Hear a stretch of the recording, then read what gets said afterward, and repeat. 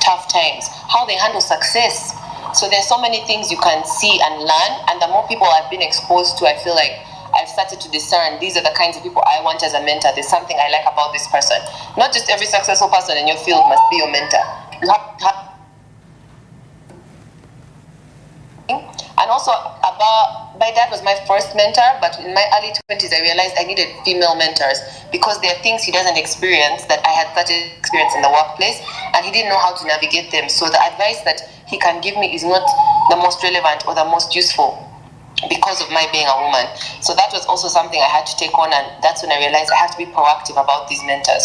I have to actively seek people who are going to help me grow, who want to help me grow, but also who I am happy to be around. I'm inspired by them. I'm always learning. They're always showing me something. So it makes it easy. It shouldn't be hard work. It shouldn't be painful. But mentorship, I think, is one of the biggest levers that accelerates your growth as a person. Thank you, Natalie. You've broken down the importance of mentorship very well, and you've let us in that your dad was your first mentor. Would be glad to know who else has mentored you along the journey, especially that you mentioned as a woman leader, you felt the need to switch and specifically have a female mentor.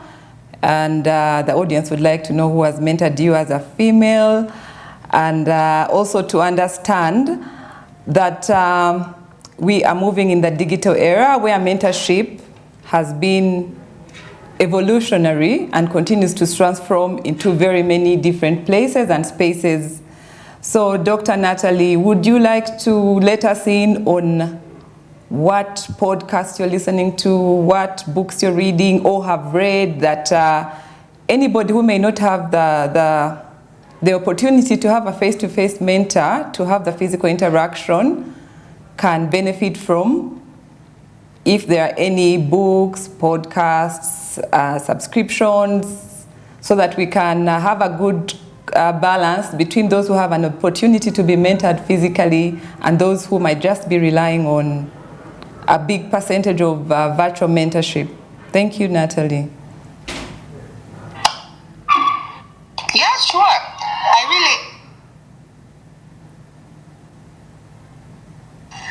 sure. Sorry. I really appreciate being able to learn in a digital age, because a lot of the ways I have been mentors is by immersion through digital mediums. For example, when I read a book by someone and now I like the book, I'm obsessive. I want to go watch their YouTube channel. I follow them on Instagram. I follow them on Twitter. I subscribe to their newsletter, so that every single day for those 3-6 months that I'm obsessed with the person, that's all I want to know and hear and see, so I can learn as much as possible. Right now, I'm obsessed with Ryan Holiday. He's the author of Stillness is the Key, Courage is Calling. He has about 7 books, so I'm making my way through the books. But he has a daily newsletter that you can subscribe to on his website, The Daily Stoic. He has an Instagram account. He has so many talks on YouTube. A lot of big organizations, military organizations, governments, constantly hire him to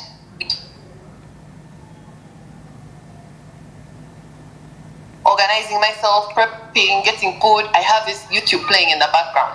As soon as I finish one book, I move to the next book. If I'm sitting in the salon, I'm reading one of his books. So I'd like to use that immersion technique, because I feel like I learn so much more, and I feel like I'm spending time with him every day. The first thing I do when I wake up in the morning, I'm going to read some of his book. So I go through phases like that with different people, and then I get to feel like I've immersed myself in what they are teaching and what's most important to them. And you do it to the point where now it's getting repetitive. I know what's coming. I understand. The points are all clicking. Then I feel ready to move to the next one. I went through that phase with Mel Robbins. I went through that phase with Tony Robbins, Brendan Burchard, Tim Ferriss. Oh, I went through like a year of Tim Ferriss. So Marie Forleo is another really good one. Lisa Nichols.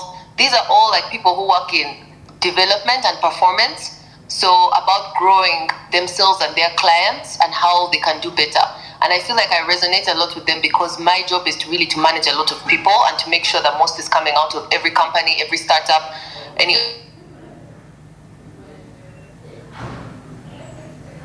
reach their potential. So I feel like that's interesting to me, and so I tend to fall into those circles. Also, over the years, I've always had mentors of people who I meet. Like if I go for a conference, one of my mentors was a professor of mine at business school. But because of technology, we can stay in touch. We'll do a Zoom call every 2 weeks. asks me questions. How's this going? What about this? Someone who you can bounce things off, who can push back and tell me, have you really thought that through? Is that really a good idea? What's driving you to do this? Another of my mentors was a therapist many years ago who I met, where did I meet her? At a conference of some sort. But we just clicked and we started talking, and we talked for those few days, and then we stayed in touch over the years, sending emails, giving advice. If I have a question, if she has an opportunity. So we got to know each other very well, and now our paths cross when we're at the same conference, or we plan, like when I'm traveling, to meet in another city where we'll both be. So you keep those relationships going because people have different perspectives from you. And like with her, we think in a very similar way, but her life is completely different from mine. So to get her perspective on the things that happen in my world and my perspective for the things that happen to her has also really helped me. I think one of the things I warn people about is don't surround yourself with people who are just like you. If all your friends look like you, sound like you, live in the same neighborhood, you went to the same schools, then you're all thinking in the same way. You don't get innovation that way. You won't get anything new. It's harder to grow or to move faster because you're thinking in the same way. So I always try to make sure that I'm getting challenged. I'm getting someone who pushes back, someone who disagrees with me. And it's also important that to have that attitude, if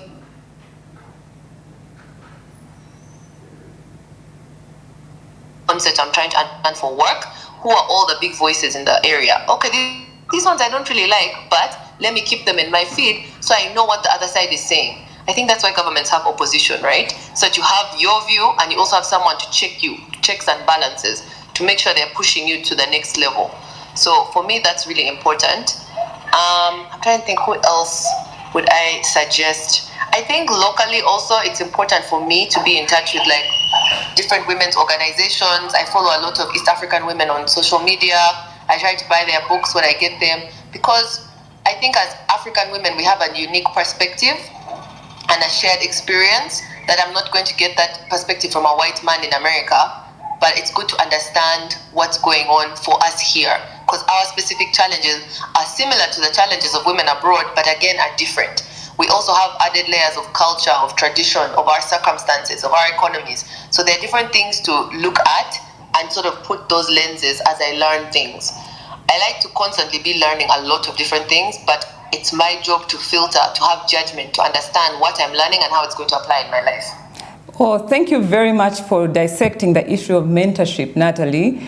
We really appreciate that. You confirm that mentorship is very versatile and can come in many forms, but it's up to you, the mentee, to speak and pick out carefully who is able to mentor you in whatever season you are in and whatever goals or values you are trying to achieve, so that you get the best front row seat, so to speak, in this person's Monday, Tuesday, Wednesday, Thursday, Friday, not just the highlight reels on social media. We've spoken about the importance of mentorship and the ways to be mentored as women leaders. And I want to quickly take a right turn and talk about the woman or women in leadership positions and the workplace dynamic. Every governance story, especially, or rhetoric, especially post-COVID and the many post-COVID issues that are outside the pandemic, the economy, the political terrain, the social, everything generally around the macroeconomy in which we are operating as women leaders has changed. And the term VUCA has become very frequently used in many boardrooms, business settings, and in general, VUCA is all about the volatility, the uncertainty, the ambiguity, and the complexity of the world in general, but mostly the business world. Dr. Natalie, from your very vast experience, would you please help us have a quick run through the contemporary issues specific to women in leadership positions post the VUCA issues post-COVID? What are the issues in the workplace that a woman at whatever level of leadership, whether it is a sole proprietorship or somebody sitting on a board on a Fortune 500 company, should be cognizant of and work around to be an outstanding woman who is in leadership? Thank you. It's funny you say that. I noticed it as well, and I was speaking to my dad about it, and we're like, what is up with VUCA? Everyone is talking about VUCA these days. It's really become the go-to abbreviation of the moment. I think when you talk about women's issues, I would separate them from everybody's issues, right? But I would say there's issues we have at a personal level, like how we carry ourselves as women in the workplace, especially women in leadership positions. And then at like more of a technical level, like policies, institutes, and where the world is going. I think, I hate to say it, and I hate that it's true, but the burden is still on us to carry ourselves in a way that's going to move us forward in our careers at any stage. Whether you're just starting your career or your business, you're a student, you're a mom, whether you're in a boardroom level and you're a CEO, women are still not given the same chance, the same opportunity, the same pay, the same, gift of doubt. Like, let's give her innocent until proven guilty.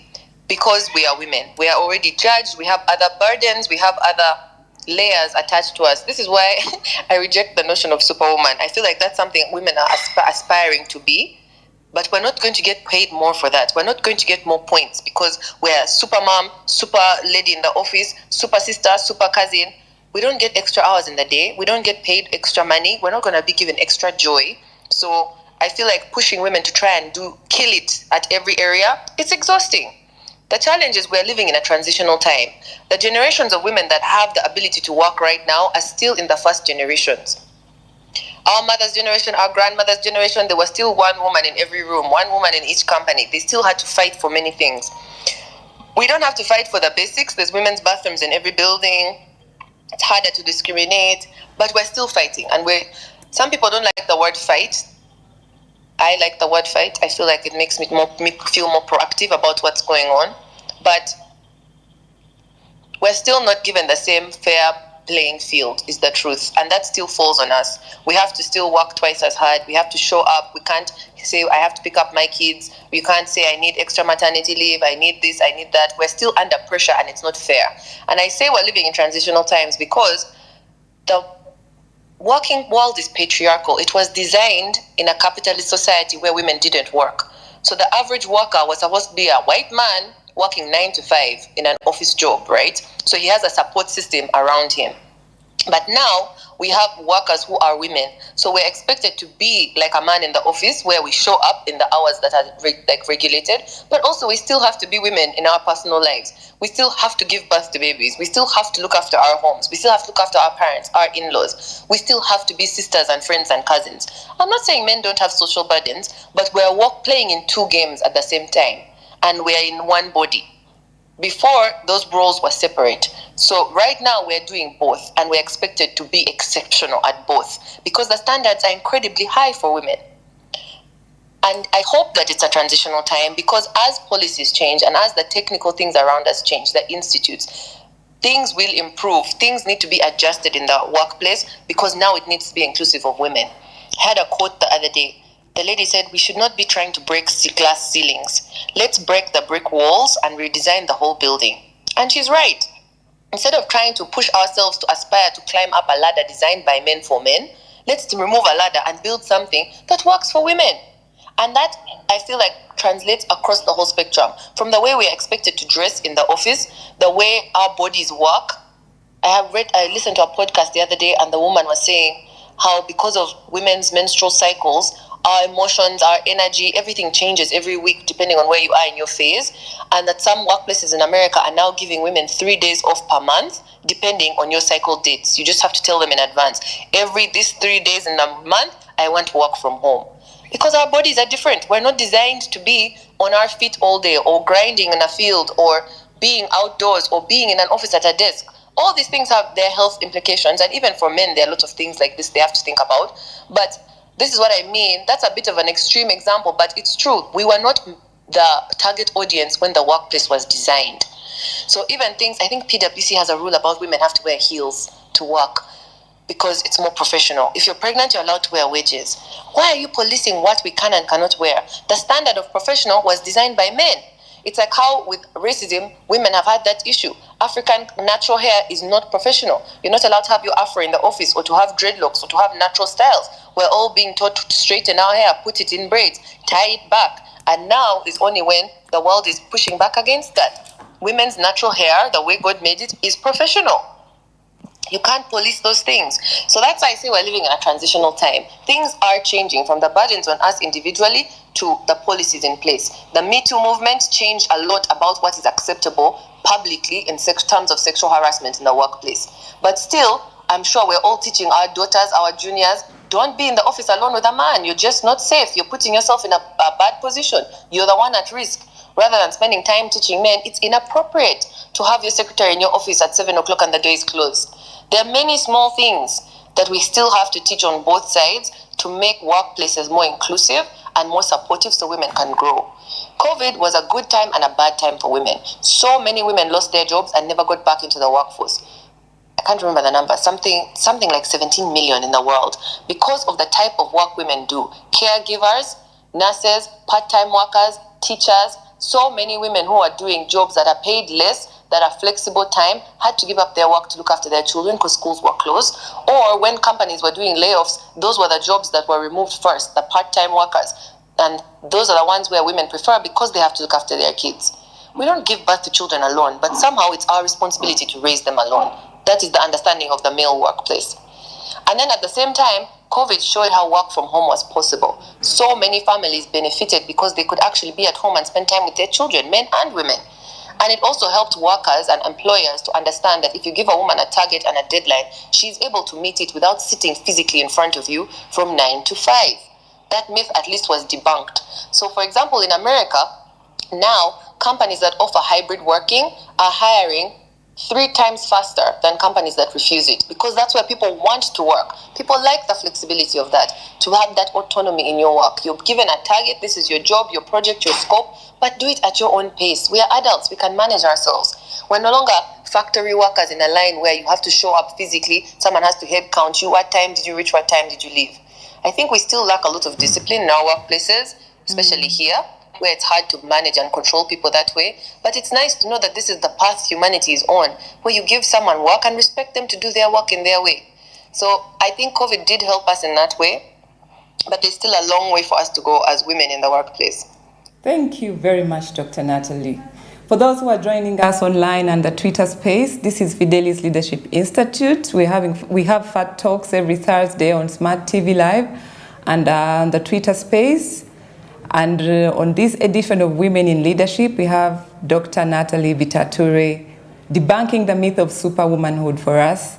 We do have a conversation going on Twitter in the same space, and would like to hear your views on what you think about superwomanhood, especially for the women in leadership. Women in leadership doesn't only mean the boardrooms, but we're referring to any kind of leadership role that you find yourself in, and we would like to get your views on that. So thank you very much, Dr. Natalie, for breaking down the workplace environment in the VUCA era of volatility, uncertainty, ambiguity, and complexity. And to continue with this conversation, we would like for you to speak about the imposter syndrome. Recently, I read an article where it was confirmed that for every job application, for example, this is from a psychology point of view, 90% of the men who apply for jobs don't have the confidence and probably are not as qualified. Yet, on the other way around, the Kruger effect, 90% of qualified women who could, without a doubt, qualify for that same position don't apply or don't show up confidently because they don't have the confidence. As a leader who has broken ceilings and been recognized on several platforms, what do you have to say about imposter syndrome? And how have you been able, if you have experienced it, to overcome it in your journey as a woman leader?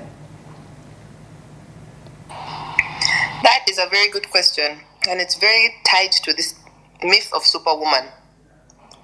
This is why I say I don't aspire to be a superwoman, because it's unattainable. You never feel good enough. I can't say I've overcome imposter syndrome. As soon as you achieve one thing, you're now thrown into a bigger, arena, and now you have to figure out that thing. What I've learned with imposter syndrome is to manage it, because I think things that are installed in us very young are very difficult to reprogram as adults. So from the time you're young as a girl, you're mostly told you cannot do things, or you're not smart enough, or you're not able, or you should be doing something else, or you're a girl, okay, let's see, let's give you a chance. No one is giving us confidence from day one that, yeah, of course you're going to do it. And I don't just mean like our parents, I mean it's in society. There are expressions like you fight like a girl, and it's an insult. You run like a girl. Those small things, I see now companies like Always are changing and doing adverts where they're promoting run like a girl, fight like a girl, because it should be a positive thing. There's nothing wrong with being a girl.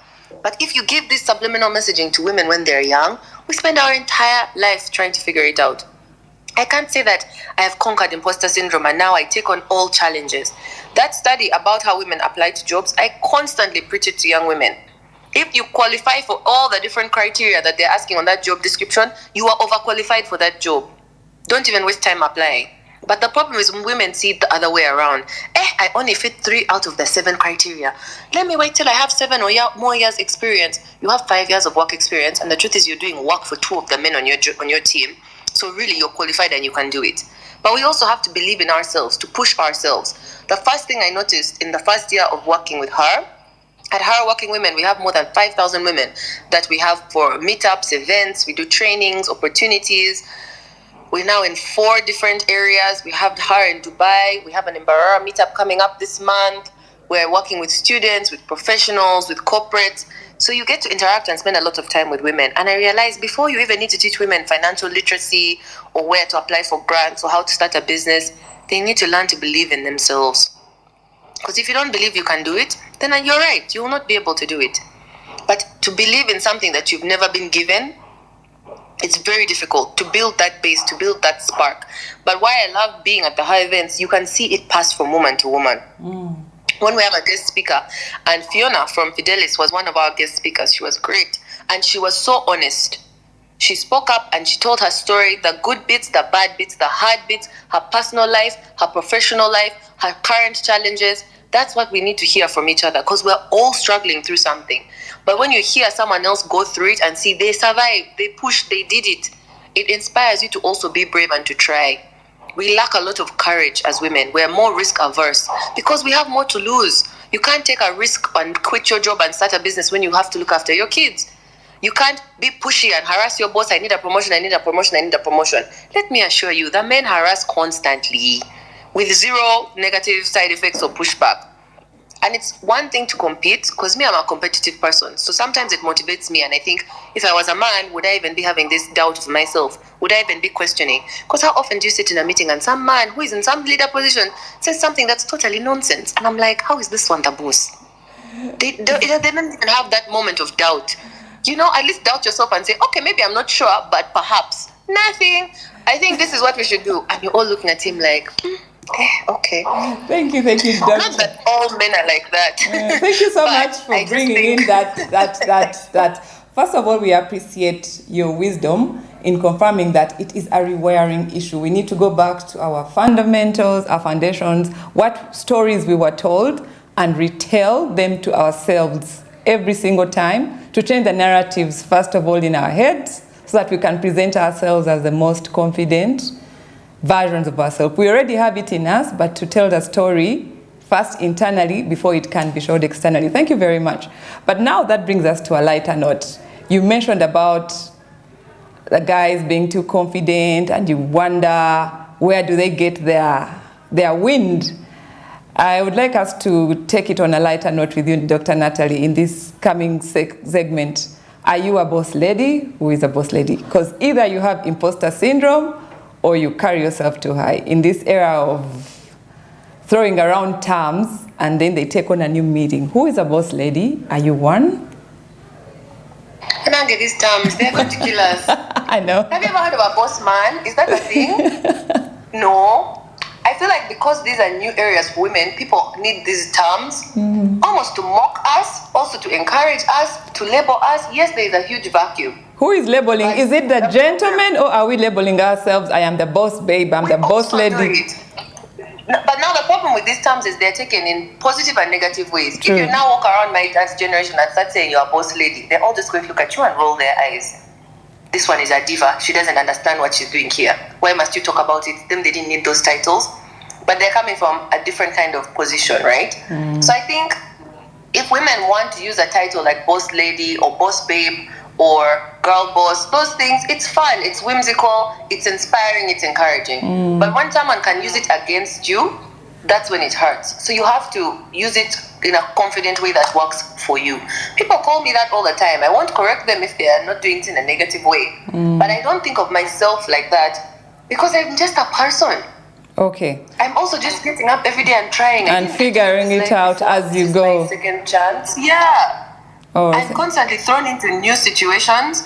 I also have to figure it out, know that I don't know, ask questions, be nervous. But I've learned with time, you don't die from that situation. Okay. I didn't know. I said something stupid. I asked a silly question. I didn't understand the dress code or the concept. But I learned. Good. And I moved on and the world moved on. Thank you. So Dr. Natalie, another fun question for you. And you can answer this as comfortably as you can. If this season of your life were to be a movie or a song, what would be the theme? What would be the song or the theme? I can give you some clues, but you can also give us yours. That is a challenging one for me. Let me try to give you some options so we can get into your headspace a little bit. I'm going to give you 4, and then 2 movies and maybe 2 songs, and we see if you can choose where you are at as a woman in a leadership position. 1, Mission Impossible. 2, No. Fast and Furious. And Perhaps that one. Fast and Furious. Okay, and the songs, I Am Every Woman. Yeah, I like that. What about City at Danger? So which of those best describes your current situation? Important. What I've learned is important. Words are important. The words Yes. you speak, the words you use, the words you believe. So that's why I say no to danger, no to Mission Impossible. Those ones, please remove from me. So you're Fast and Furious in this season of your Fast and leadership. Furious. I think anyone who knows me would agree that's a very apt description of how I am. Oh, thank you for that vulnerable and honest evaluation of yourself. And we hope to see you in the next season or in the next release of Fast and Furious. All right. I do have to say I Am Every Woman though. I Am Every I watched Woman. the Barbie movie last night, and there's a very good speech in Barbie where she talks about how the standards are unattainable for women because we're pulled in so many different directions, and everyone is being pushed to be amazing and extraordinary in this superwoman kind of theme. So you We're mean just ordinary? You mean in the All of sense us. you're every woman, you're ordinary, you're extraordinary, you're strong, you're weak, the and or you're not boxed up into just superwoman or boss lady, but you're weak, you're strong, you're tender, you're nurturing, you're assertive, and all that. So you're every woman. Yes. Thank you. We all go through all of that. There's no one woman who is just extraordinary or just perfect or one who is just terrible. We all go through all the different facets of life.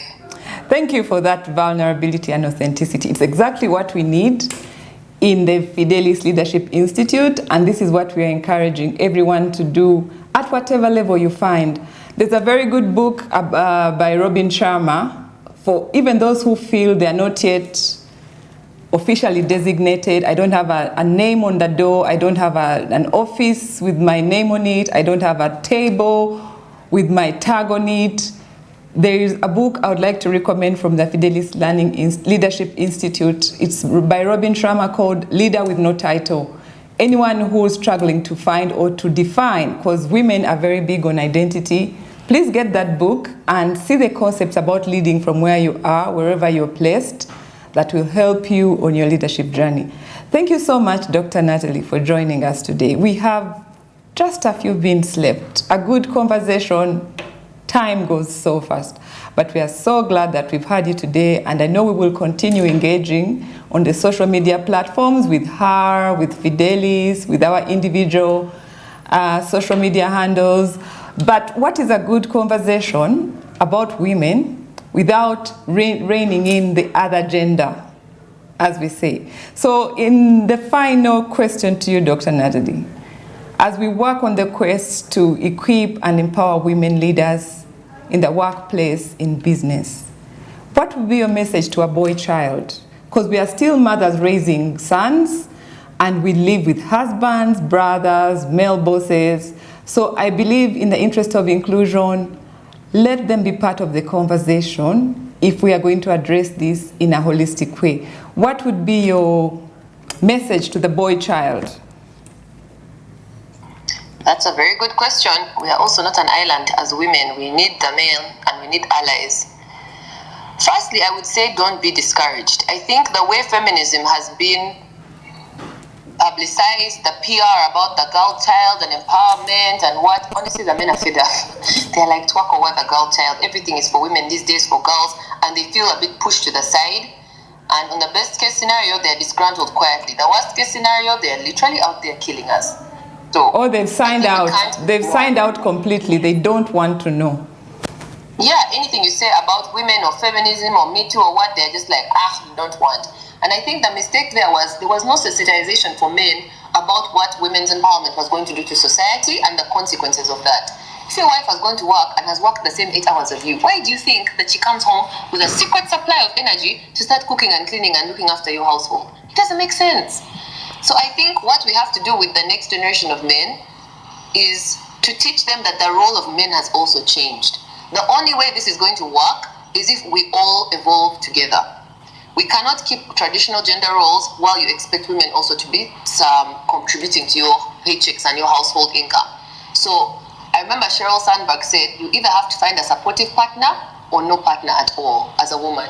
Because if you have the kind of husband that is going to expect you to work hard all day, then work hard in the evening and on the weekend and everything to fit the life that they grew up in because their mothers were not working, you're going to have a very difficult life. That's why women have higher levels of all sorts of long-term diseases. Autoimmune diseases, cancer, they're just exhausted, physically run down because we're trying to do too much at the moment.